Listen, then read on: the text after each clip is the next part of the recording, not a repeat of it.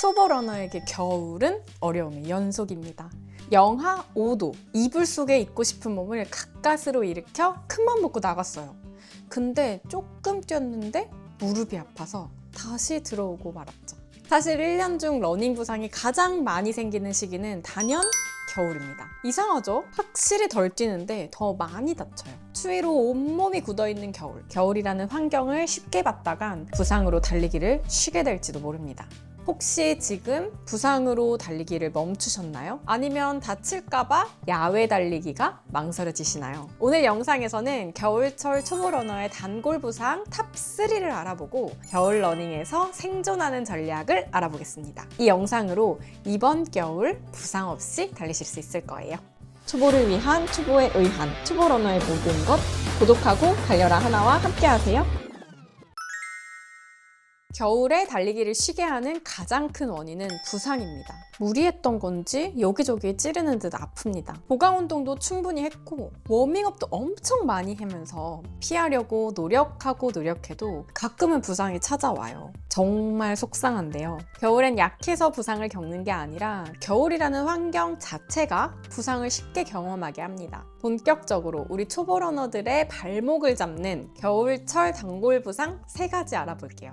이거 내 얘긴데? 싶으신 분들 많을 겁니다. 저도 다 겪고 지나간 부상이거든요. 첫 번째는 역시 무릎입니다. 장경인대 증후군, 거위발건염 같은 어려운 이름들 모르셔도 됩니다. 우리가 겪는 느낌 그대로 말하면요. 무릎 바깥쪽이 찌릿찌릿하거나 무릎 앞쪽이 시큰시큰해요. 초보 러너일수록 무릎 통증을 가장 먼저 겪게 되죠. 이유는 단순합니다. 겨울에는 지면이 더 딱딱하고 미끄러워요. 게다가 몸이 충분히 풀리지 않은 상태에서 달리게 되죠. 문제는 무릎은 충격을 버티는 관절이 아니라는 거예요. 위에서 내려오는 힘으로 잘 달리게 하는 관절인데요. 엉덩이와 코어가 힘을 못 쓰면 그 부담이 전부 무릎으로 쏠리고 맙니다. 그래서 초보 러너에겐 더더욱 무릎이 아파서 못 뛰겠어 하는 말이 정말 많아지는 거죠.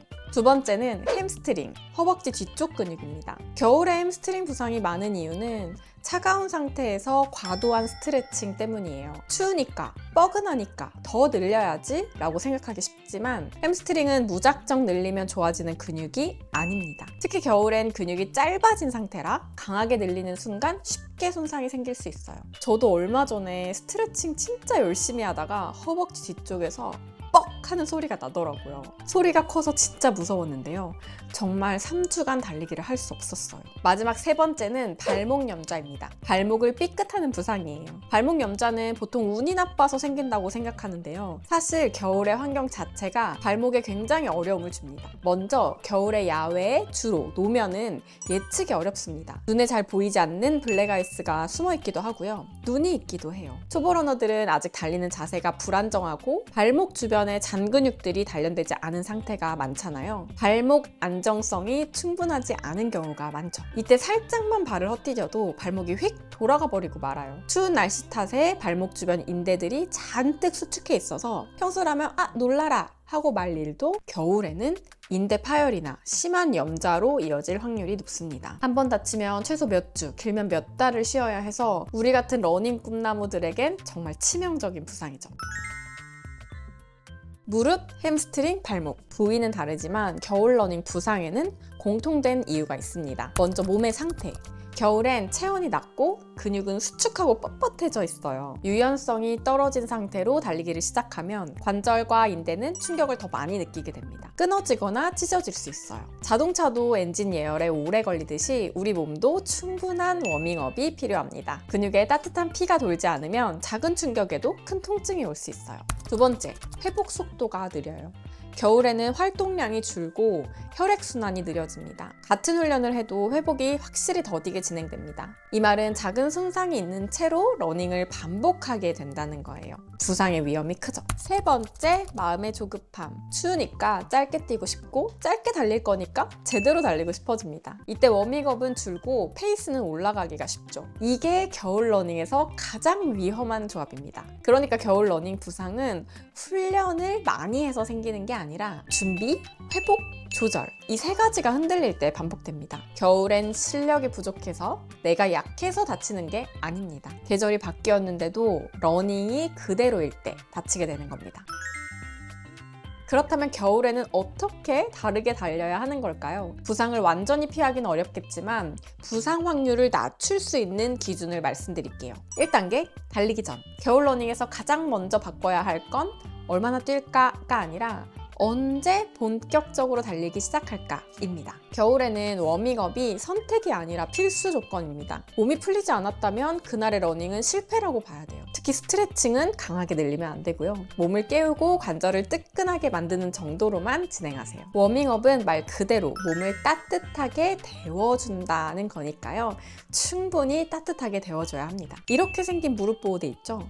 이런 거 보온용으로 이 계절에 유용해요. 무릎이 안 좋으신 분들은 타이즈 위에 덧대서 무릎 관절을 따뜻하게 보호해주세요. 비슷한 이유로 종아리가 약하신 분들은 카프 슬리브, 종아리 보호대도 도움이 됩니다. 의류나 보호대로도 몸을 더 따뜻하게 만들 수 있다는 거 기억해주세요. 2단계, 달리는 중. 달리기 시작의 첫 20분은 무조건 훨씬 느리게, 거의 걷는 속도로 몸이 환경에 적응할 시간을 줘야 합니다. 빨리 뛰려고 하면 절대 안 돼요. 겨울 러닝에서 가장 위험한 순간은 오늘은 짧게 뛰니까 좀 빨리 뛰어야겠다 하고 생각할 때예요. 겨울에는 야외가 힘들다면 실내 러닝도 충분히 좋은 선택이라는 거. 트레드밀이나 실내 트랙은 몸의 리듬이나 자세를 유지하기에 훨씬 안전한 환경이거든요. 겨울에 실내로 가는 건 실력을 떨어뜨리는 게 아니라 몸을 지키는 생존 전략입니다. 3단계, 달리기 이후. 겨울엔 훈련 강도보다 회복 속도가 먼저 떨어집니다. 아까 말씀드렸죠? 그래서 달린 다음에 아무것도 하지 않으면 그 피로는 다음 러닝까지 그대로 이어집니다. 이때 필요한 건 더 많은 스트레칭이 아니라 나만의 회복 루틴을 만드는 거예요. 홈롤러든 가벼운 이완이든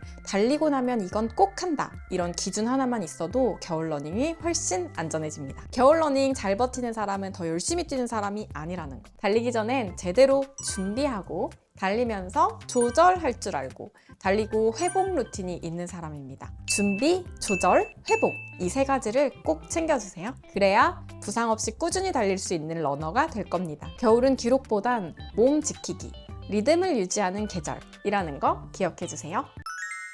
지금 부상이나 통증 때문에 쉬고 계신 분들께 꼭 드리고 싶은 이야기가 있어서 이번 영상을 만들었습니다. 오늘 말씀드린 무릎, 햄스트링, 발목 부상은 누구에게나 올 수 있는 겨울의 변수입니다. 진짜 다치기 쉬운 부위예요. 내가 무언가를 잘못해서가 아닙니다. 러닝의 부상은 피하려고 노력해도 운이 나빠서 오더라고요. 실패가 아닙니다. 잠시 쉬어가는 거라고 생각하자고요. 사실 이건 저에게 하는 말이기도 합니다. 한 달쯤 푹 쉬고 회복에만 집중했거든요.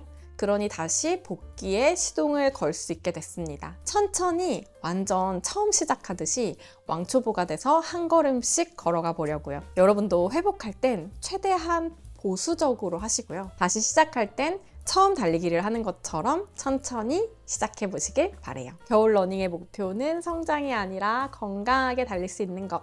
건강하게 오래오래 달려요. 안녕!